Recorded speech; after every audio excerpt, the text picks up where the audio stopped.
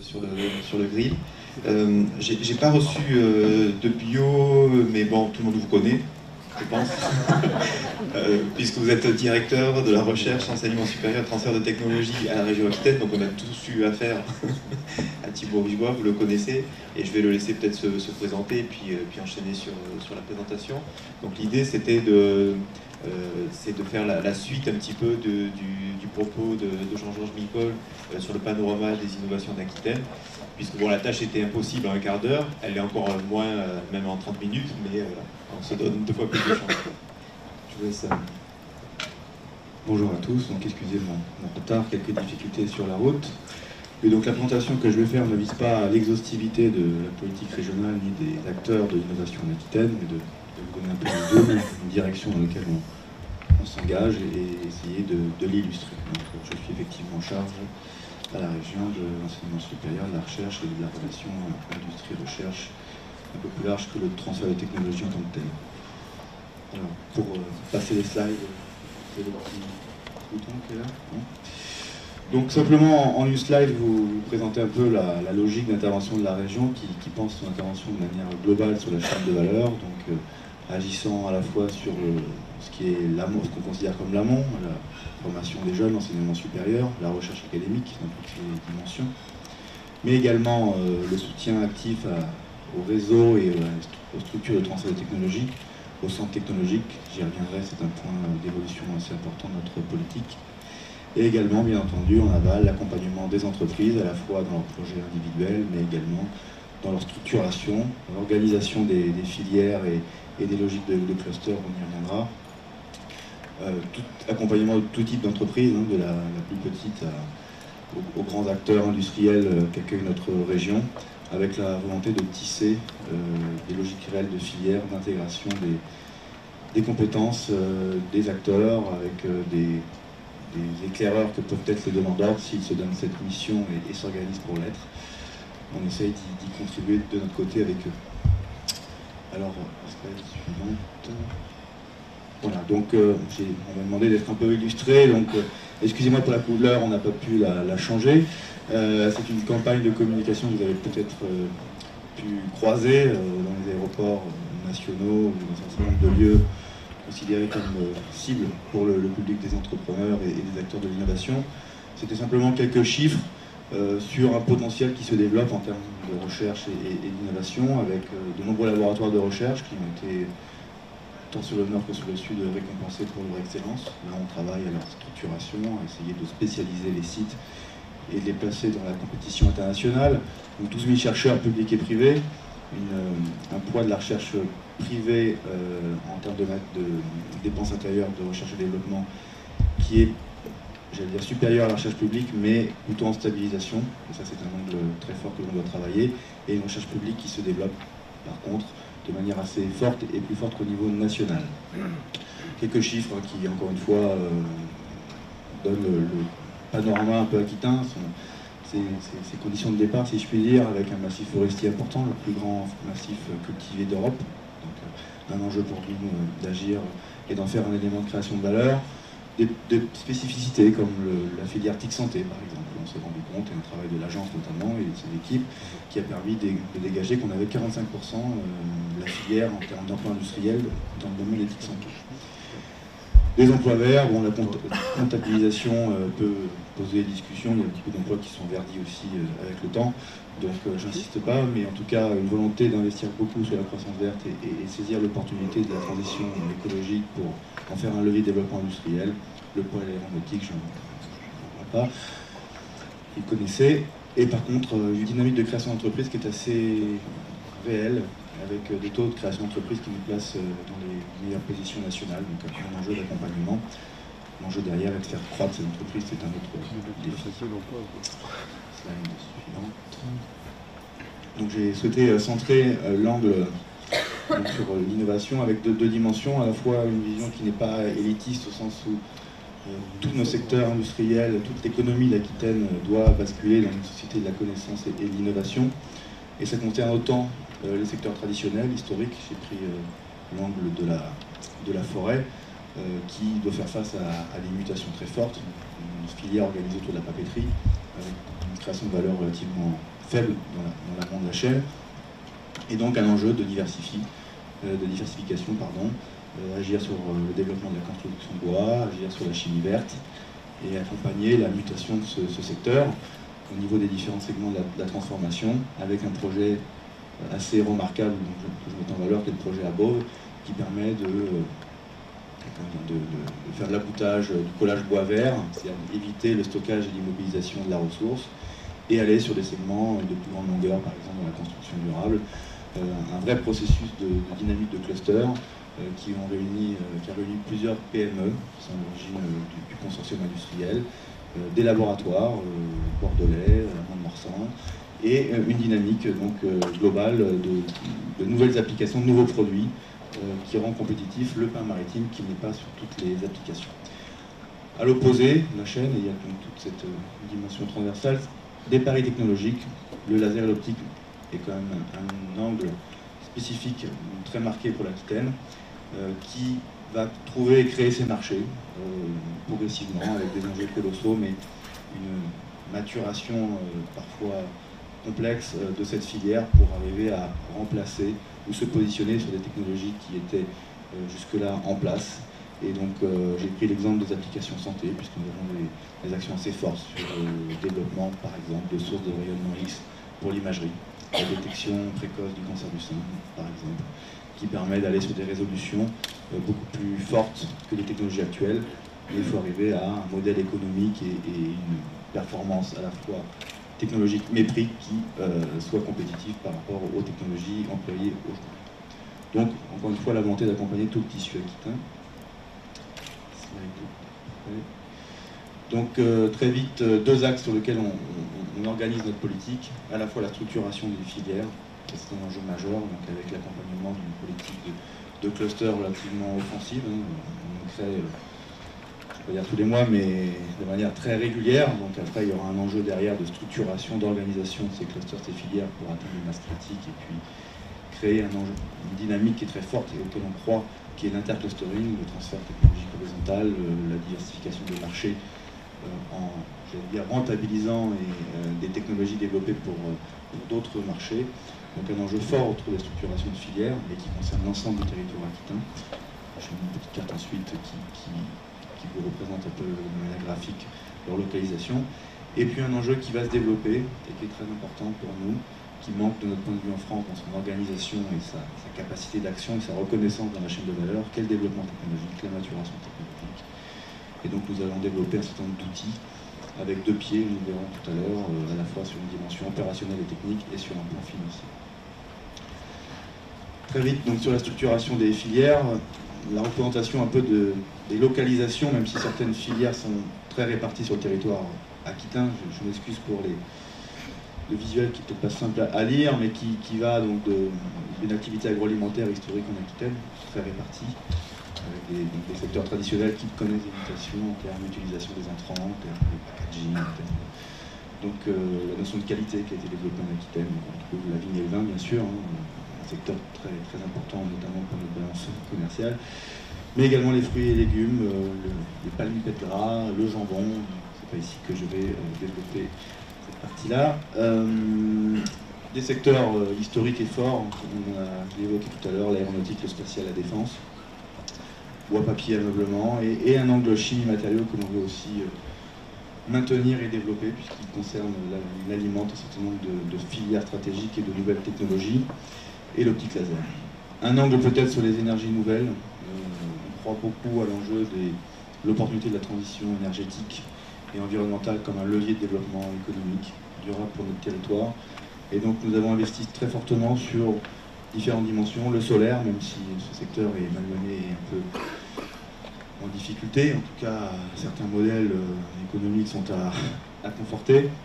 L'éolien, on y croit beaucoup, on n'est pas une terre forcément d'accueil aujourd'hui fortement d'éoliennes, par contre on a des technologies dans le domaine notamment des matériaux et des chaînes de compétences qui nous permettent de nous positionner dans ce marché en émergence et en développement.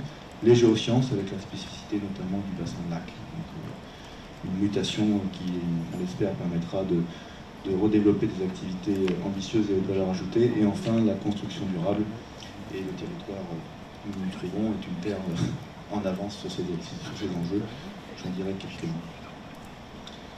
Donc l'axe 2 sera un peu plus détaillé, c'est simplement l'idée que dans cette chaîne de valeur, que l'on ne voit pas forcément linéaire, hein, mais beaucoup plus itérative entre l'industrie et la recherche, il manque un maillon souvent déterminant pour porter et développer et maturer ces technologies, tant sur le plan économique, sa viabilité économique, que sur la dimension technique, avec la volonté de la région d'offrir ou de structurer des centres technologiques en adossement à la plupart des filières stratégiques de l'Aquitaine. On a Alphanov dans le domaine des lasers, Novatec par exemple dans le domaine de la construction durable, des structures en lien avec l'agroalimentaire à Bordeaux et Agen, une structure en émergence qui se veut porteur de la dynamique du réseau en Aquitaine Canoë. Et nous réfléchissons, nous travaillons aujourd'hui à un centre technologique sur les technologies de l'information et du numérique. Parallèlement, donc ça c'est la dimension technique des ingénieurs qui connaissent à la fois les réalités des entreprises, les process en cours dans un secteur, qui donc ont cette capacité à échanger directement avec un chef d'entreprise ou un responsable technique d'une entreprise, et leur capacité à aller chercher dans les laboratoires la compétence, à aller structurer des partenariats à travers des conventions CIFRE, à travers des programmes de recherche, pour, on va dire, s'approprier dans un partenariat qui doit être équilibré, et intégrer les avancées de la recherche plus amont, portées dans les laboratoires de recherche publique. À côté de ça, donc, il faut accompagner le financement de ces projets qui aujourd'hui ne sont pas bien positionnés, amont par rapport à des projets type FUI, comme on peut connaître dans les pôles de compétitivité, plus aval que des projets financés par l'Agence nationale de la recherche. Donc un maillon qui manque et que l'on souhaite compenser et booster avec la mise en place à partir de janvier 2013 d'un fonds de maturation régional. Quelques exemples de projets qui illustrent très rapidement, je ne sais pas où je suis au niveau du temps, mais je vais terminer rapidement. Quelques exemples que j'ai évoqués pendant cette présentation qui illustrent ce que je disais préalablement. Donc Canoë, la volonté, si on peut passer sur les slides suivantes, de structurer une vraie plateforme composite en Aquitaine. Et là, il y a un lien avec notamment une structure que j'évoquerai après, les composites ADO. On a un savoir-faire matériaux et notamment composites, mais également matériaux avancés, ce qu'on appelle des matériaux, par exemple, nanostructurés, fonctionnels. On met de la fonction électrique, thermique ou autre, au-delà des compétences, des caractéristiques mécaniques, et qui alimentent potentiellement beaucoup de secteurs, l'aéronautique bien sûr, mais également l'éolien. Sur le plan de l'automobile, nous sommes un petit peu moins légitimes et l'environnement automobile est plus léger en Aquitaine, mais également tout ce qui est le nautisme. Et puis les nouvelles technologies, je parlais tout à l'heure du solaire, mais ça va vers l'électronique organique, les LED, l'intégration de capteurs solaires qui peuvent être intégrés dans le double vitrage. Donc la volonté d'aller sur ces matériaux avancés avec encore une fois de la haute valeur ajoutée et du positionnement possible pour nos PME, puisque la politique régionale est quand même centrée sur le développement des PME et l'accompagnement des grands groupes dans leur dimension d'éclaireur ou de structurant au niveau d'une filière, et c'est pas simple, et les politiques d'achat n'y conduisent pas toujours. Donc on a une action importante à mener de ce côté-là. Slide suivante. Donc comment on structure un centre technologique? On a des départements qui correspondent à des spécificités technologiques et qui adressent des marchés ou des positionnements dans la chaîne de valeur. Donc là c'est un simple exemple, hein, ça va en choisir d'autres, mais c'est simplement pour vous montrer la dimension très concrète et opérationnelle d'accompagnement. On est sur des logiques d'équipement pilote qui permettent de faire de la prévalidation en termes de process industriels. On n'est plus sur le laboratoire de recherche et on est sur des compétences d'ingénieur développement. Slide suivante. Un dossier qui tient très à cœur à l'Aquitaine et qui fédère l'ensemble du territoire aquitain, et c'est le projet INEF4 qui se veut structurant au sens où les acteurs aquitains et ensuite les acteurs nationaux de la filière construction et réhabilitation durable ont construit un projet avec la région qui les a beaucoup incités et soutenus pour couvrir cet enjeu majeur qu'est la réhabilitation, notamment la construction bien sûr, mais la réhabilitation, puisqu'on construit 1% du parc par an. Donc il y a un enjeu à agir sur cet élément-là. On a réussi à fédérer l'ensemble des compétences, des centres technologiques, des laboratoires, des entreprises, des clusters, pôles de compétitivité, pour un projet qui aujourd'hui pourrait être le projet national de référence sur cet enjeu-là, le seul qui a passé les fourches codines avec difficulté et parfois embûche du grand emprunt, mais qui devrait démarrer au 1er janvier, qui est très présent sur le site à travers beaucoup de structures d'enseignement et de recherche. Et qui veut aller, là aussi, du matériau au bâtiment jusqu'au territoire, et qui a comme spécificité d'avoir pu mobiliser l'ensemble des acteurs de la chaîne, ceux qui commandent, ceux qui construisent, ceux qui financent, mais également ceux qui mettent en œuvre, et qui ont des orientations notamment aussi normatives, puisqu'un des gros enjeux, c'est les normes qui sont aujourd'hui utilisées comme barrière à l'entrée pour beaucoup de nos entreprises. Ensuite, bon, ça je ne vais pas insister, une grosse base encore une fois sur le territoire de ce projet, mais j'avance. Un projet qui vous est cher, donc je me devais d'en parler, qui nous est cher également, Composite Adour, avec là aussi un positionnement clé dans la chaîne que l'on essaie de construire. Tout à l'heure on parlait de Canoë, qui est plus sur la dimension chimie, matériaux en amont, qui est un élément important et qui s'appuie sur des compétences assez réparties mais très fortes sur Bordeaux. Et un enjeu majeur derrière, c'est la mise en œuvre, c'est le process, c'est la traduction sur la viabilité d'un process industriel et l'appropriation par les chaînes d'intégration. Et donc un beau projet qui, je crois, a trouvé sa place et qui devrait être vecteur de développement pour le territoire et pour nos entreprises, qui est Composite Adour, piloté par Destia. Et des projets, simplement, ces exemples ont pour vocation à démontrer que tout ceci, ça rime. Donc le projet Isocel, c'est un projet sur les enjeux liés au solaire, et notamment le remplacement du verre par des polymères qui vont avoir des vertus photoconcentrateurs ou des... Et donc on voit bien un partenariat qui met à la fois des grands groupes comme Arkema, des entreprises, des PME plus petites, certaines très petites comme Polyrise, des centres technologiques, Alphanov, Inès, des laboratoires de recherche publique et une plateforme Canoë. Donc on voit bien la complétude des acteurs, chacun amenant une dimension sur cette chaîne, certains travaillant sur des problématiques plus amont, en avance de phase, et d'autres étant vraiment dans l'intégration et la validation au niveau process industriel. Et là on couple une politique technologique et une politique de filière sur le soleil. Dernier exemple, où là aussi on couple un projet en cours de structuration sur l'éolien, où là on est à partir des compétences de nos entreprises, de savoir-faire et de positionnement technologique que nous prenons sur des technologies composites, et qui permet encore une fois de fédérer des acteurs d'une filière dans une vraie logique de cluster, c'est-à-dire la mise en commun de stratégies, de compétences, et l'objectif étant toujours l'emploi industriel pérenne et créateur de valeur sur nos territoires. Je m'arrête là. Merci.